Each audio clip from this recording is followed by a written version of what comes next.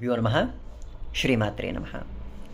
ಪರಮೇಶ್ವರಿಯ ಅನೇಕ ರೂಪಗಳಲ್ಲಿ ನನಗೆ ಅತ್ಯಂತ ಪ್ರಿಯವಾದದ್ದು ಅವಳ ಸೌಮ್ಯ ರೂಪವಾದ ಲಲಿತಾ ಹಾಗೂ ಉಗ್ರ ರೂಪಗಳಾದ ಪ್ರತ್ಯಂಗಿರ. ಎಲ್ಲ ರೂಪಗಳಲ್ಲೂ ಅವಳೇ ಇದ್ದರೂ ಕೂಡ ಆ ಪ್ರತ್ಯಂಗಿರ ಸ್ವರೂಪವಿದೆಯಲ್ಲ, ಆ ಸ್ವರೂಪ ಕೆಲವರನ್ನು ಮಾತ್ರ ಆಕರ್ಷಣೆ ಮಾಡುತ್ತೆ. ಅವಳ ಆ ಭಯತ್ ಸೌಂದರ್ಯ ಸ್ವರೂಪವನ್ನು ಅನುಭವಿಸಿದವರಿಗೆ, ಅವಳಲ್ಲಿರುವ ಮಾತೃತ್ವವನ್ನು ತಿಳಿದವರಿಗೆ ಮಾತ್ರ ಆ ಜಗನ್ಮಾತೆ ಏನು ಅನ್ನೋದು ಅರ್ಥ ಆಗುತ್ತೆ. ಬಹಳಷ್ಟು ಸಮಸ್ಯೆಗಳನ್ನು ಒಳಗೊಂಡಿರುವವರಿಗೆ,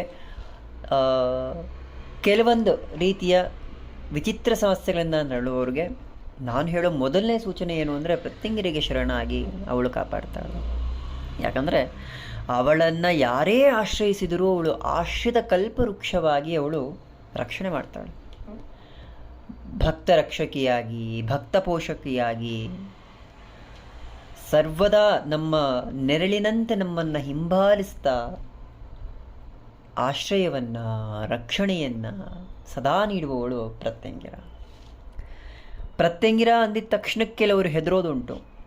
ಘೋರರ ಸ್ವರೂಪಿಣಿ, ಅವಳು ಸ್ಮಶಾನವಾಸಿನಿ, ಅವಳನ್ನು ಆರಾಧನೆ ಮಾಡಬಾರ್ದು, ಉಪಾಸನೆ ಮಾಡಬಾರ್ದು, ನೀನವಳನ್ನು ಹೇಗೆ ನೋಡ್ತೀಯ ಅನ್ನೋ ಭಾವದ ಮೇಲೆ ಅವಳು ಏನನ್ನು ನೀಡ್ತಾಳೆ ಅನ್ನೋದಿರುತ್ತೆ. ಯದ್ಭಾವಂ ತದ್ಭವತಿ.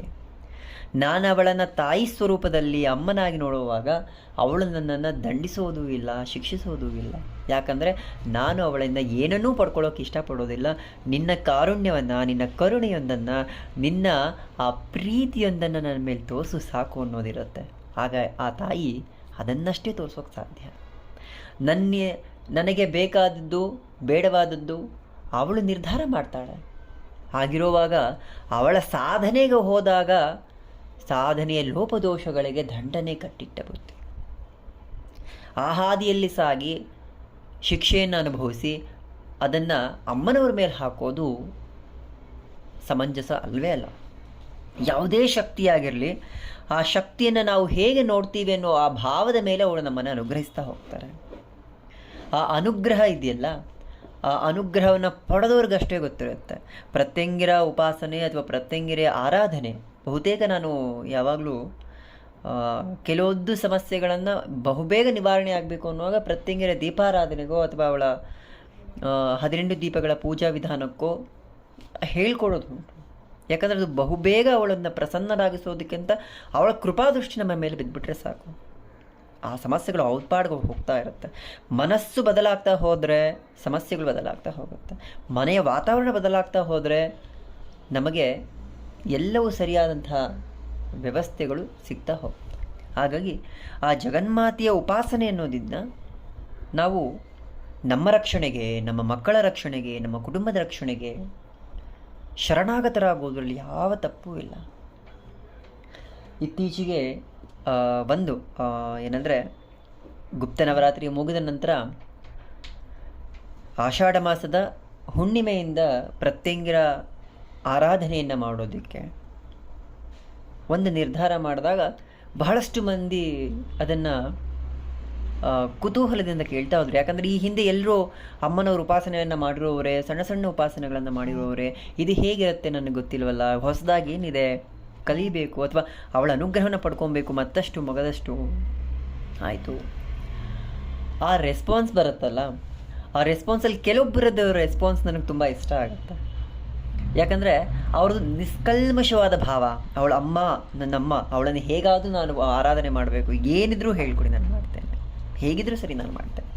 ಯಾಕಂದರೆ ಅವಳು ಆ ಮಟ್ಟಕ್ಕೆ ನಮ್ಮನ್ನು ಹಚ್ಕೊಳ್ಳೋ ಹಾಗೆ ಮಾಡಿಬಿಡ್ತಾಳೆ.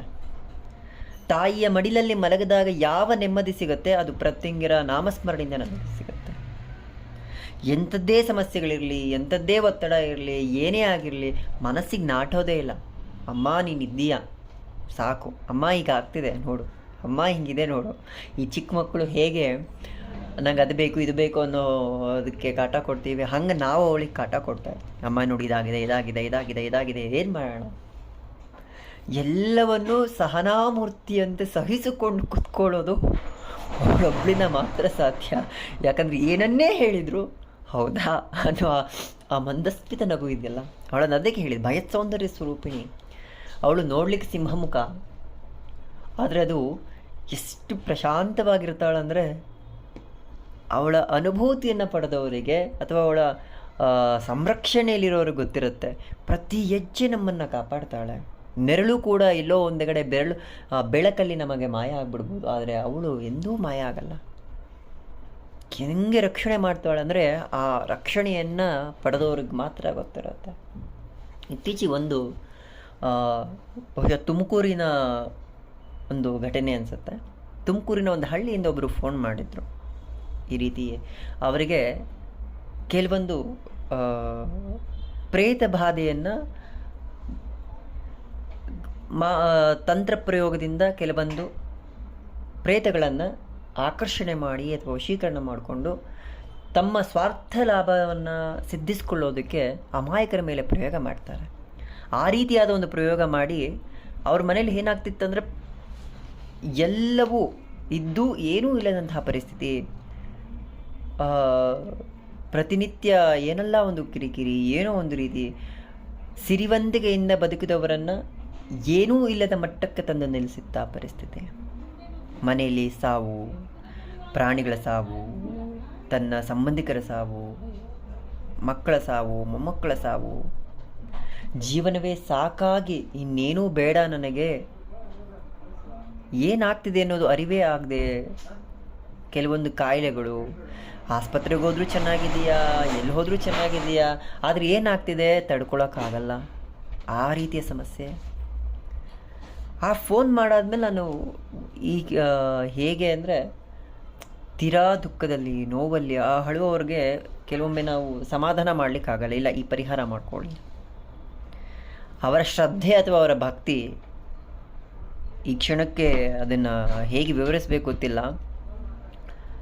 ಅವ್ರಿಗೆ ನಾನು ಇದು ಹೇಳಿದ್ದೇನೆಂದರೆ, ಯಾವಾಗಲೂ ಪ್ರತಿಯೊಬ್ಬರಿಗೂ ನಾನು ಅದನ್ನು ಹೇಳ್ತಾ ಇರ್ತೇನೆ.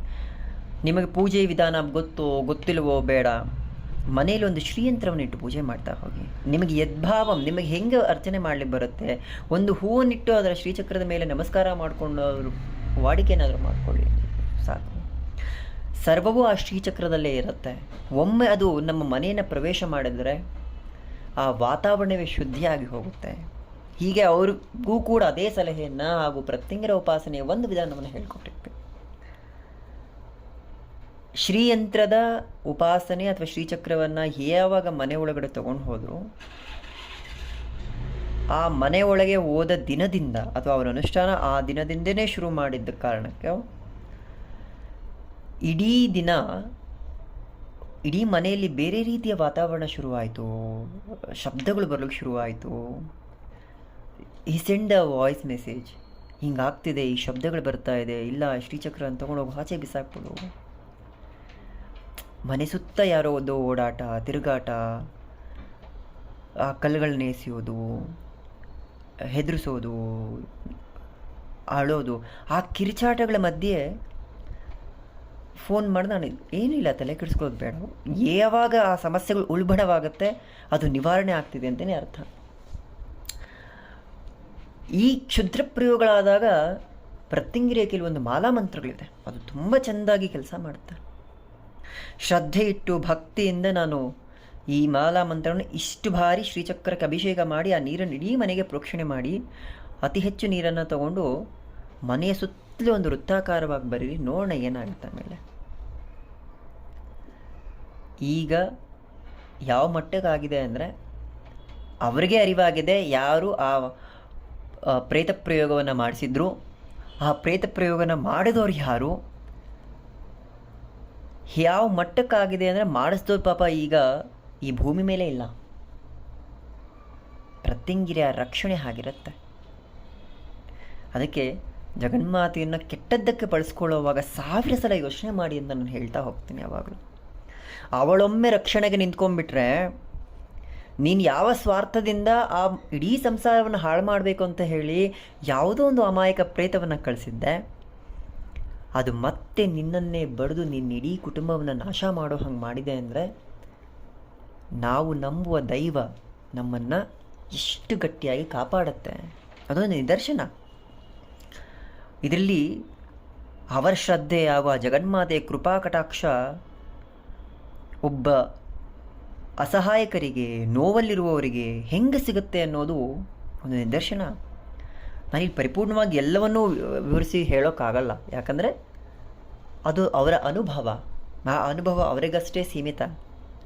ಸಮಸ್ಯೆಯಿಂದ ಹೊರಗೆ ಬಂದ ಮೇಲೆ ಅವರ ಸಂತೋಷ ಇದೆಯಲ್ಲ, ಈ ಕ್ಷಣಕ್ಕೂ ನಿತ್ಯ ಜಗನ್ಮಾತೆ ಉಪಾಸನೆಯನ್ನು ಮಾಡ್ತಾ, ಅವಳ ಸಹಸ್ರನಾಮವನ್ನು ಪಾರಾಯಣ ಮಾಡ್ತಾ, ಇಲ್ಲ ಎಂದೂ ಮುಗಿಯದ ಸಮಸ್ಯೆ, ನಾನು ಎಲ್ಲವೂ ಸರ್ವನಾಶವಾಗಿ ಹೋಗುತ್ತೆ ಅನ್ನೋ ಸಮಯದಲ್ಲಿ ಆ ಭಗವತಿ ನನ್ನನ್ನು ಕೈ ಹಿಡಿದು ಕಾಪಾಡಿದ್ಲು ಅನ್ನೋದು ಆ ನಂಬಿಕೆ ಇದೆಯಲ್ಲ, ಅದು ಅವರಿರುವವರೆಗೂ ಅವರ ಎಲ್ಲ ಜನ್ಮಗಳಲ್ಲೂ ಅವರ ಮನಸ್ಸಲ್ಲಿ ದೃಢವಾಗಿ ನಿಂತಿರುತ್ತೆ. ಹಾಗೂ ಜಗನ್ಮಾತೆ ಅವಳನ್ನು ಅಷ್ಟೇ ಕಾಪಾಡ್ತಾ ಹೋಗ್ತಾಳೆ. ಒಮ್ಮೆ ಅವಳು ಕೈ ಹಿಡಿದ್ರೆ ಸಾಕು, ಯಾವ ಜನ್ಮದಲ್ಲೂ ಅವಳು ಬಿಡೋದಿಲ್ಲ.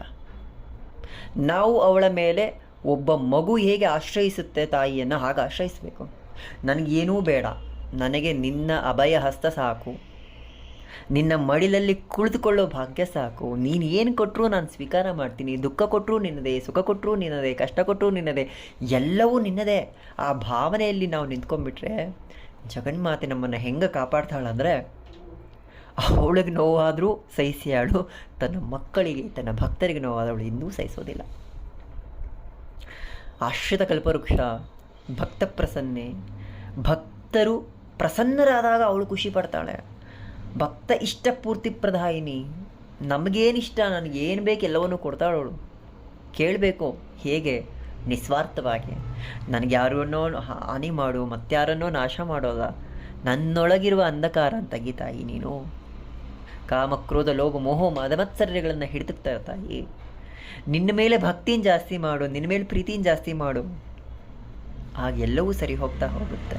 ಅದೊಂದು ನಿದರ್ಶನ. ಯಾಕಂದರೆ ನನಗೆ ತುಮಕೂರಿನ ಘಟನೆ, ಆ ಜಗನ್ಮಾತೆಯ ಮೇಲಿರುವ ನಂಬಿಕೆ ಅನ್ನೋದಕ್ಕಿಂತ ಅವಳು ಎಲ್ಲಿಲ್ಲ, ಅವರೆಲ್ಲೋ ಇರ್ತಾರೆ, ಇವರೆಲ್ಲೋ ಇರ್ತಾರೆ. ಆ ಸಮಸ್ಯೆಯ ಕೂಗು ಅವಳಿಗೆ ಒಮ್ಮೆ ಕಿವಿಗೆ ಬಿದ್ದರೂ ಅವಳು ಯಾವ ದಾರಿನ ತೋರಿಸ್ಬೇಕು ಆ ದಾರಿನ ತೋರಿಸ್ತಾನೆ ಹೋಗ್ತಾಳೆ. ಆಶ್ರಯಿಸ್ಬೇಕು ಅವಳನ್ನು. ಹೇಗೆ ಆಶ್ರಯಿಸಬೇಕು? ನಿಷ್ಕಲ್ಮಶವಾಗಿ ಆಶ್ರಯಿಸಬೇಕು. ಆಗ ಮಾತ್ರ ಅವಳ ಅನುಭವಗಳು, ಅವಳು ನಮ್ಮೊಟ್ಟಿಗಿರುವ ಆ ಅನುಭೂತಿ ಸದಾ ಸಿಗ್ತಾ ಹೋಗುತ್ತೆ. ಜಗನ್ಮಾತೆಯನ್ನು ನಾವು ನೋಡಬೇಕಾಗಿರೋ ವಿಧಾನವೇ ಹಾಗೆ. ಅವಳು ಯಾವ ತತ್ವದಲ್ಲಿದ್ದಾಳೆ, ಹೇಗಿದ್ದಾಳೆ ಅಲ್ಲ, ನಾನವಳನ್ನು ಹೇಗೆ ನೋಡಬೇಕು? ತಾಯಿಯಾಗಿ ನೋಡಬೇಕು, ಮಾತೃಸ್ವರೂಪದಲ್ಲಿ ನೋಡಬೇಕು, ಸಂಪೂರ್ಣ ಶರಣಾಗತಿಯಾಗಿ ಇರಬೇಕು. ಆಗ ನಮಗೆ ಯಾವ ದುಷ್ಕೃತ್ಯಗಳನ್ನು ಮಾಡಲಿಕ್ಕೂ ಯಾವ ಮಾಂತ್ರಿಕರ ಕೈಲೂ ಸಾಧ್ಯ ಆಗೋದಿಲ್ಲ. ಯಾಕಂದರೆ ಅದೆಲ್ಲವನ್ನೂ ಮೀರಿರುವವಳು ಆ ಪರಮೇಶ್ವರಿ, ಆ ಪ್ರತ್ಯಂಗಿರಿ ಜಗನ್ಮಾತೆ. ಶ್ರೀವಿದ್ಯಾ ಉಪಾಸಕರ ರಕ್ಷಣೆಗೆ ಬರುವ ಮೊದಲ ಶಕ್ತಿ ಯಾವುದು? ಅದು ಪ್ರತ್ಯಂಗಿರ. ತಾಯಿ ತನ್ನ ಸಹಸ್ರನಾಮದ, ಲಲಿತಾ ಸಹಸ್ರನಾಮದ ಫಲಶ್ರುತಿಯಲ್ಲಿ ಬರುತ್ತೆ. ಸ್ವತಃ ಪ್ರತ್ಯಂಗಿರ ಸ್ವರೂಪದಲ್ಲಿ ತನ್ನ ಭಕ್ತರ ಮನೆಯನ್ನು ನಾನು ಕಾಪಾಡ್ತೀನಿ, ಕಾಯ್ತಾ ಹೋಗ್ತೀನಿ ಅಂತ. ಸಹಸ್ರನಾಮವನ್ನು ಪಾರಾಯಣ ಮಾಡಿ ಆದಮೇಲೆ ಒಮ್ಮೆಯಾದರೂ ಅದರ ಫಲಶ್ರುತಿನ ಪಾರಾಯಣ ಮಾಡಬೇಕು. ಏನೇನೆಲ್ಲ ಇದೆ ಅನ್ನೋದು ಅರ್ಥ ಆಗುತ್ತೆ. ಮತ್ತೊಂದು ಏನಂದರೆ, ಈಗ ಈ ಹುಣ್ಣಿಮೆಯಿಂದ ಮತ್ತೊಮ್ಮೆ ಪ್ರತ್ಯಂಗಿರ ಉಪಾಸನೆ ಮಾಡೋದಕ್ಕೆ ಇಚ್ಛೆಯನ್ನು ಹಾಗೂ ಸಂಕಲ್ಪವನ್ನು ತಗೊಂಡಿದ್ದೀವಿ. ನಮ್ಮೊಟ್ಟಿಗೆ ಯಾರ್ಯಾರು ಕೈ ಜೋಡಿಸೋಕೆ ಸಾಧ್ಯ ಆಗುತ್ತೆ ಅವರೆಲ್ಲರೂ ಕೂಡ ಅಮ್ಮನವರ ಉಪಾಸನೆಯಲ್ಲಿ ಭಾಗಿಯಾಗಬಹುದು. ನಿಮ್ಮ ಕಷ್ಟಗಳನ್ನು ಅಥವಾ ನಿಮ್ಮ ಪ್ರೀತಿಯನ್ನು ಅವಳ ಮೇಲೆ ತೋರಿಸ್ಬೋದು. ಅವಳ ಅನುಗ್ರಹವು ಕೂಡ ನಿಮಗೆ ಅಷ್ಟೇ ಬೇಗ ಪ್ರಾಪ್ತಿಯಾಗುತ್ತೆ. ಡಿಸ್ಕ್ರಿಪ್ಷನ್ನಲ್ಲಿ ವಾಟ್ಸಪ್ ಲಿಂಕ್ ಇರುತ್ತೆ, ಆ ಮೂಲಕ ನೀವು ಮಾಹಿತಿನ ತಗೊಳ್ಬೋದು.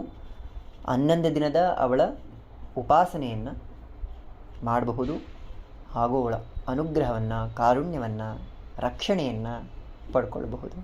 ಶ್ರೀಮಾತ್ರೇ ನಮಃ.